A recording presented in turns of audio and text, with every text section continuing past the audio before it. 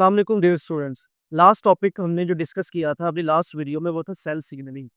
अब cell signalling दरअसल cellular communication है। Cells always communicate with each other और हमने वहाँ पे ये डिस्कस किया था बड़ी जनरल टर्मिनोलॉजी में कि सेल कम्युनिकेशन कैसे होती है। अगर यहाँ पे एक चीज़ देखी जाए कि सेलुलर कम्युनिकेशन क्यों ज़रूरी है, why cells have to communicate with each other. तो अगर हम कम्युनिकेशन की बात करें तो सेल सिग्नलिंग और सेलुलर कम्युनिकेशन हमारे सर्वाइवल के लिए बहुत ज़रूरी है। फॉर एग्जाम्पल अगर मैं इनको टर्मिनोलॉजी को अगर मैं सम अप करूँ कि सेल सिग्नलिंग हमारे लिए क्यों इम्पोर्टेंट है, तो सेल सिग्नलिंग हमारे लिए डेवलपमेंट के लिए इम्पोर्टेंट है। सेल सिग्नलिंग हमारी इम्यूनिटी के लिए इम्पोर्टेंट है। इसके अलावा सेल सिग्नलिंग हमारी ग्रोथ के लिए इम्पोर्टेंट है। अगर इन सारी चीज़ों को सम अप करें तो हम कहते हैं कि सेल सिग्नलिंग हमारे सर्वाइवल के लिए इम्पोर्टेंट है। So the cell signalling is important for the survival of living organisms. Today we are going to discuss how the cell communication or cell signaling occur within the living organisms. When we talk about the cell signaling, we are going to study the pathways of a signal from outside to inside. हमने एक बात की थी कि हमेशा whenever there is a signaling, for example हमने एक बात की थी कि अगर हमारे पास ये एक सेल है और इस सेल को कोई ना कोई प्रोसेस करना है, तो सेल के ऊपर क्या होगा, सेल के ऊपर एक मॉलिक्यूल आके बाइंड करेगा। एक मॉलिक्यूल आके बाइंड करेगा और इस मॉलिक्यूल को हमने कहा था लाइगेंड, या हम इस मॉलिक्यूल को कह सकते हैं सिग्नल मॉलिक्यूल। ओके, अब ये जो सिग्नल मॉलिक्यूल होता है, चलिए ये सिग्नल मॉलिक्यूल क्या करेगा, ये इंटरनल एक कम्युनिकेशन जो है वो इंट्रोड्यूस करेगा। आप हमारी लास्ट वीडियो जब जाके देखें तो आपको उसमें ये पता लगेगा कि ये जो सेलुलर कम्युनिकेशन होती है ये एक्चुअली 3 स्टेप्स में होती है। और वो जो 3 स्टेप्स होते हैं वो कौन-कौन से, सबसे पहला रिसेप्शन होता है, सेकंड नंबर पे ट्रांसडक्शन होता है और तीसरे नंबर पे रिस्पॉन्स होता है।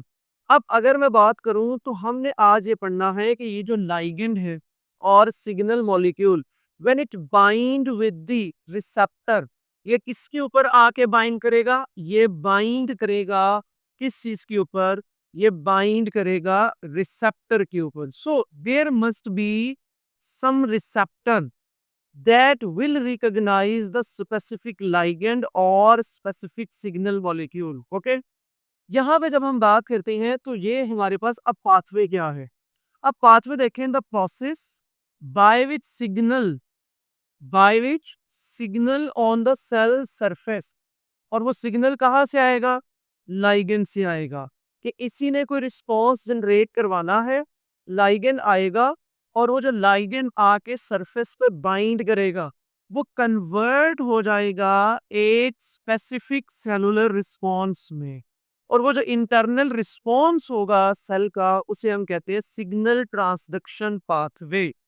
Today we are going to discuss how the cellular communication occur, how the cell signalling occur.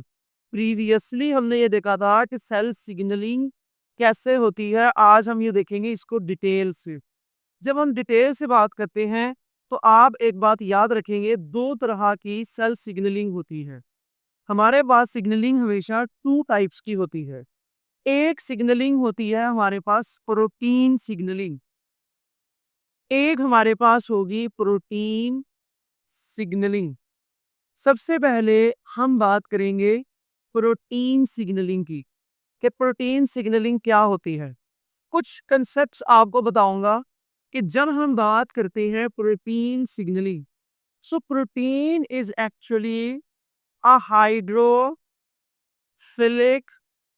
compound. Most of the proteins that dissolve, especially the hormones, especially the enzymes, वो hydrophilic compounds होंगे। But when they react with our plasma membrane, अब जब ये हमारी plasma membrane से react करेगी तो हमारी प्लाज्मा मेम्ब्रेन क्या है, हाइड्रोफिलिक या हाइड्रोफोबिक। तो ऑटोमेटिकली आपको इस बात का अब आइडिया है कि जो प्लाज्मा मेम्ब्रेन है ये हमारे पास है हाइड्रोफोबिक। समझ आ गई मेरी बात?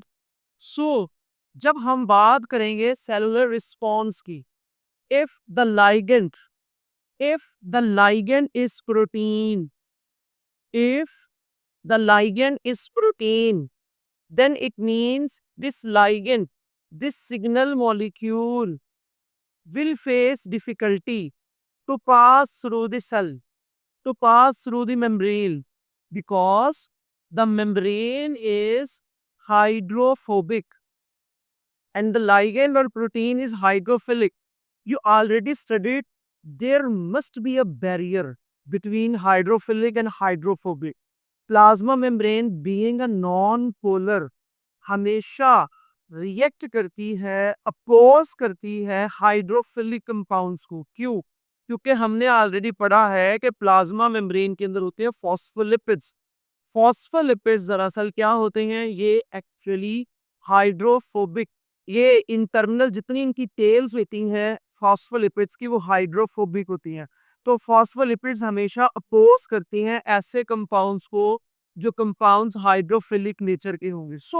जब ये कंपाउंड सेल के अंदर नहीं जाएंगे, जब ये कंपाउंड सेल के अंदर जाएंगे तो यहाँ पे बैरियर आ जाएगा।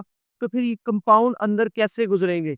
तो मैंने आपको इससे पहले सेल सिग्नलिंग जो लास्ट वीडियो में हमने देखी थी, तो हमने कहा था सेल सिग्नलिंग रिसेप्टर, ट्रांसडक्शन और रिस्पॉन्स 3 स्टेप्स में होती है। तो इसका मतलब ये हुआ कि जो प्रोटीन सिग्नलिंग लाइगेंड है, लाइगेंड हमेशा बाइंड करेगा एक रिसेप्टर के साथ। Ligand will always bind with a receptor. जब लाइगेंड एक रिसेप्टर के साथ बाइंड करेगा तो अब प्रोटीन सिग्नलिंग का जो रिसेप्टर होगा, कुछ स्टेप्स लिखता हूं मैं यहाँ पे आप लोगों की आसानी के लिए, कि जो रिसेप्टर होगा present on cell surface. So in terms of protein signaling, receptor कहाँ होगा? सेल सरफेस पे मौजूद होगा।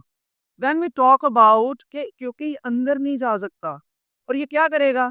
ये जो रिसेप्टर होगा जब इसके साथ लाइगेंड बाइंड करेगा, it will start series of reactions inside the cell। और ये जो सीरीज ऑफ रिएक्शन शुरू होंगे इसको कहते हैं second messenger. So it will start series of reactions inside the cell, और ये जो सेल के इनसाइड रिएक्शंस होंगे सेकंड मैसेंजर के तौर पर, it will be called as for example cAMP. CAMP is cyclic adenosine monophosphate, cyclic adenosine monophosphate. अब ये जो करेगा ना, ये जो कैप आएगा second messenger, it will generate a response. फिर ये रिस्पॉन्स जनरेट करेगा। यस, और ये जो रिस्पॉन्स आएगा ये एंजाइम एक्टिवेशन का आ जाएगा, हार्मोन प्रोडक्शन का आ जाएगा। अब for example you can say this diagram. अब आपको ये डायग्राम नजर आ रही है। अब आप ये देखो कि हमारे पास ये एक्स्ट्रासेलुलर और ये साइटोसोल, इट मींस ये इंट्रासेलुलर है। अब ये क्या है? Inactive receptor, the receptor that is present on plasma membrane.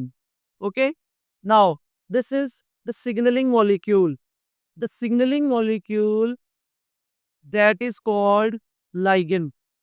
Okay, now this signaling molecule will bind with specific receptor.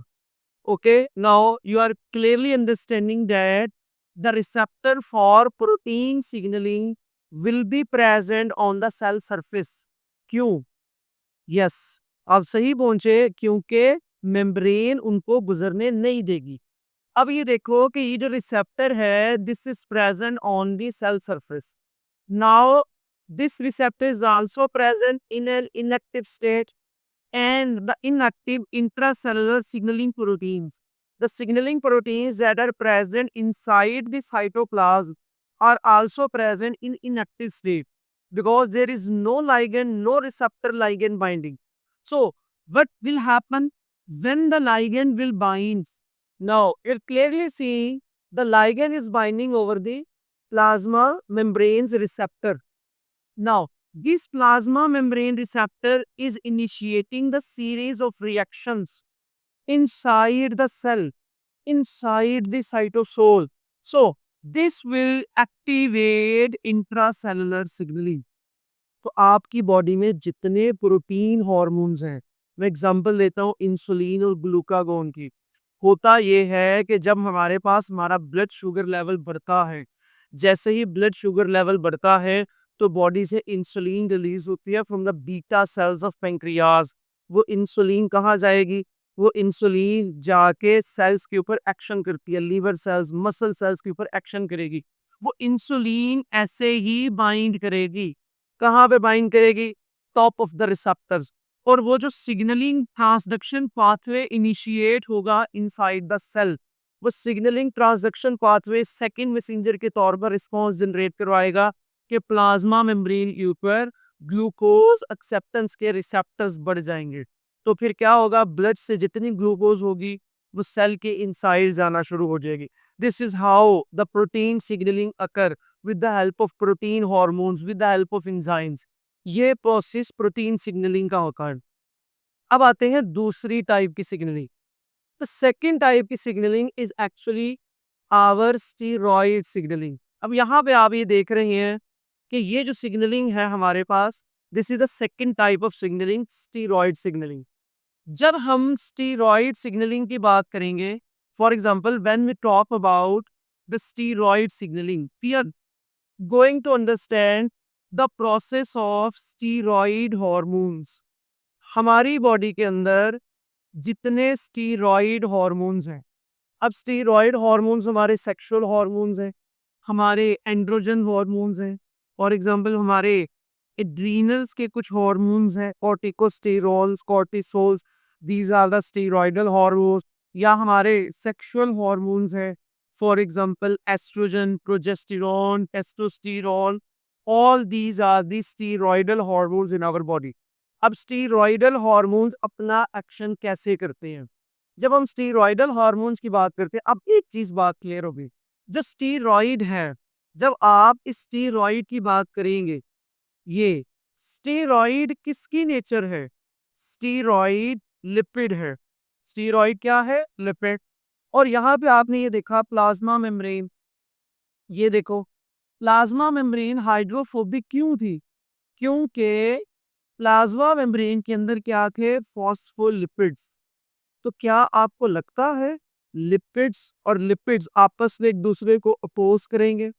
कभी भी नहीं करेंगे, because lipids are lipophilic compounds और प्लाज्मा मेम्ब्रेन भी नॉन पोलर लिपोफिलिक मेम्ब्रेन है। So plasma membrane will never oppose any type of lipid.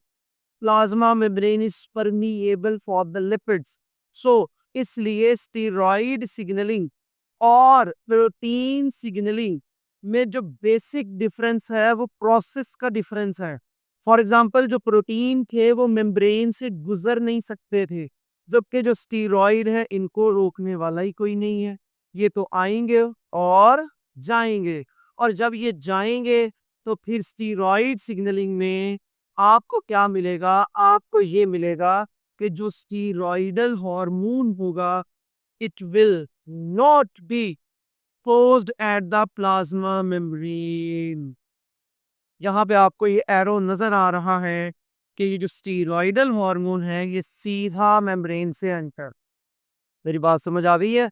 Protein signalling में receptor surface के ऊपर था, स्टीरॉयड सिग्नलिंग में रिसेप्टर सरफेस के ऊपर है ही नहीं। और स्टीरॉयड सिग्नलिंग में ये जो स्टीरॉयडल हार्मोन है, ये आपको येलो कलर का जो नजर आ रहा है, ये स्टीरॉयडल हार्मोन कहाँ पहुंच चुका है? विद इन द सेल पहुंच चुका है। और जब ये सेल में पहुंच चुका है, इसका रिसेप्टर कहाँ मौजूद है? वेरी गुड, इसका रिसेप्टर साइटोप्लाज्म के अंदर मौजूद है। इसका मतलब ये हुआ कि प्रोटीन सिग्नलिंग का जो रिसेप्टर था वो मौजूद था सेल की सरफेस पे, जबकि हमारे पास स्टीरॉयड सिग्नलिंग का जो रिसेप्टर है, ये कहाँ मौजूद है? Inside the cytoplasm. यस, और जब ये साइटोप्लाज्म में मौजूद है तो इट मीन्स जो रिसेप्टर लाइगेंड की बाइंडिंग होगी, वो कहाँ पे होगी? वो साइटोप्लाज्म के अंदर होगी। तो ये जो बाइंडिंग चलेगी, ये साइटोप्लाज्म के अंदर होगी और मटेरियल जो रिस्पॉन्स आएगा, वो फिर या तो न्यूक्लियस के थ्रू आएगा, क्योंकि ये जो स्टीरॉयड हार्मोन्स है, ये प्लाज्मा मेम्ब्रेन से एंटर हो सकते हैं, और फिर अगर इन्होंने सीधे जाके न्यूक्लियस में जाना है और इनके रिसेप्टर न्यूक्लियस में होंगे, तो फिर ये न्यूक्लियस में भी जाएँगे और फिर हमारे पास ट्रांसक्रिप्शन ट्रांसलेशन का मैकेनिज़्म होगा और इनका रिस्पॉन्स जनरेट हो जाएगा। तो ये हमारे पास जो है वो सिग्नलिंग है कि प्रोटीन सिग्नलिंग और स्टीरॉयडल सिग्नलिंग कैसे होती है, इसके बारे में आपको फेडरल की बुक के अंदर ये टॉपिक आपको मिलेगा।